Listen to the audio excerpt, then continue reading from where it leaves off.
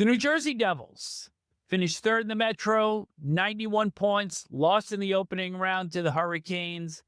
And a few interesting pickups during the course of the offseason. I don't think a lot of headline stuff, but interested to see Tom Fitzgerald's mindset here. They pick up Jeremy Hanzel in a trade with Nashville in exchange for Erik Haula.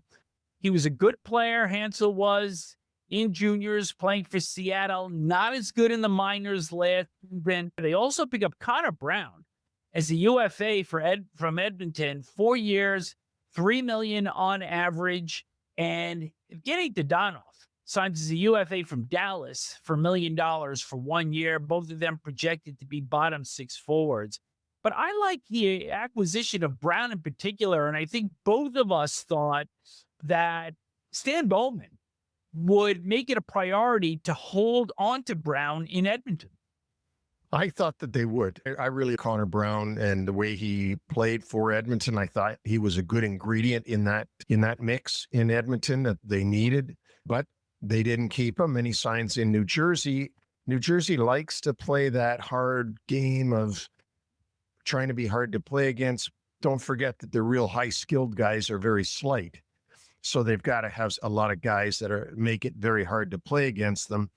I like the Dadonov signing coming from Dallas. He didn't, obviously, Peter DeBoer wasn't big on Dadonov because he didn't play him a lot. Yeah. And I guess he wants to prove himself. That's why he took a 1-year deal at $1 million and is going to try to do that this year. The Devils, they're going to be healthy, obviously, to start the season. Hamilton and Hughes are going to be healthy, meaning Jack Hughes up front.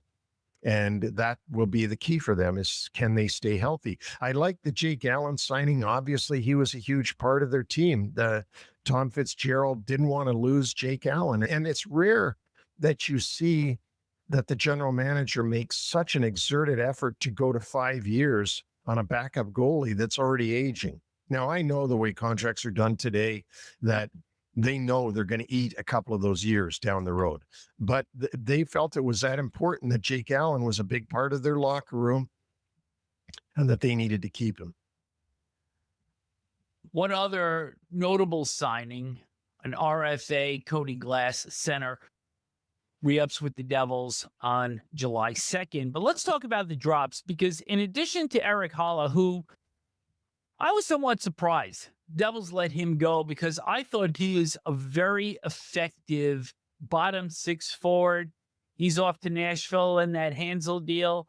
Brian Dumoulin, defenseman, signs with the LA Kings. Curtis Lazar signs as a UFA with Edmonton. And Nathan Bastian, who had a little bit of grit and sandpaper to his game, signs as a UFA with the Dallas Stars. So as we start to now look at the Devils, and we have some hellish questions about the Devils, that's your little quirky line for us to get into discussion with them. I think the Hughes return is going to be significant. I actually like this club because Nico Heischer, career high 35 goals. Jesper Bratt, 67 assists, 5th in the NHL last season, career high 88 points.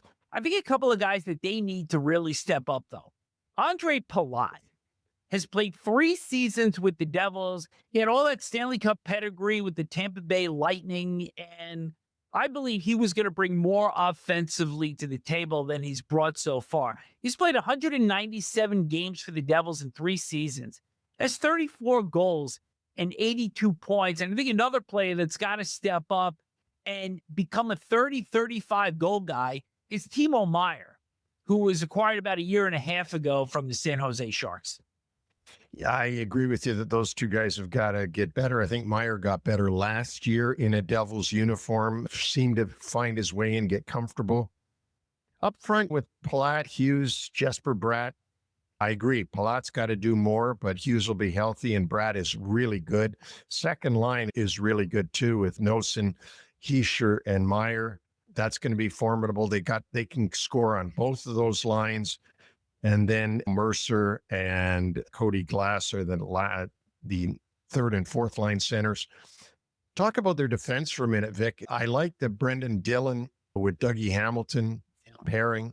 Tom Fitzgerald, when he was on our show, said that it was important to get Dillon to pair him with Dougie Hamilton, so Dougie Hamilton knew he was safe, that people couldn't run all over him. You've got Luke Hughes and Brett Pesce. Those are both good top 4 defensemen. And then they have Siegenthaler and Nemish as their 5th and 6th guys, or 3rd and 4th, whatever you want to say about them. And they bring in Jeremy Hanzel as, I guess, their number 7 guy. Now, my little comment about Hanzel, do you think they'll go out and trade for Gretel? We knew that was coming. So find us a Gretel, and maybe Tom Fitzgerald will make a deal for him. But overall, I think this is a solid club. Do they get enough respect?